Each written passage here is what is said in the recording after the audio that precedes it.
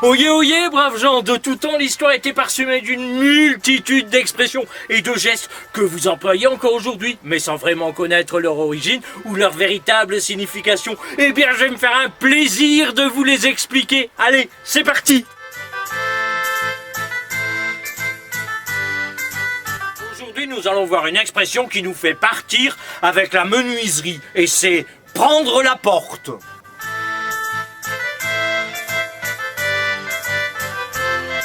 De nos jours, vous utilisez cette expression pour dire qu'une personne est renvoyée, qu'elle est chassée, qu'elle est congédiée. Par exemple, lorsque ma belle-mère nous rend visite, une fois c'est par la grande porte, une autre fois par la petite porte, quand ce n'est pas entre deux portes. Alors quand je lui dis de prendre la porte, elle me répond « Oui, mais laquelle ?»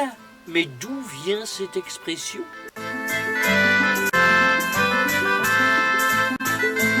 Cette expression nous vient du Moyen-Âge et son origine est historique. La ville fortifiée de Pérouge, qui n'avait qu'une porte d'entrée accessible, fut attaquée au XVe siècle. Pour leur défense, les habitants ont consolidé l'entrée avec un amas de pierres, si bien que les assaillants, après avoir fait tomber la porte, ont dû se replier sous une pluie de grosses pierres. Ils furent chassés en emportant la porte avec eux pour se protéger.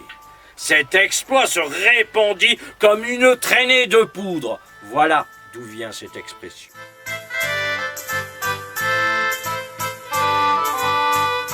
Donc, prendre la porte, c'est être vivement conseillé de prendre la sortie. Mais alors un portier qu'on met à la porte, que lui dit-on pour le renvoyer? Il ne peut pas prendre la porte, il l'a déjà. Lui dit-on de prendre la fenêtre? À moins que ce soit une porte-fenêtre. Mais alors là, on est en porte-à-faux. Allez, au revoir et à bientôt. Au revoir.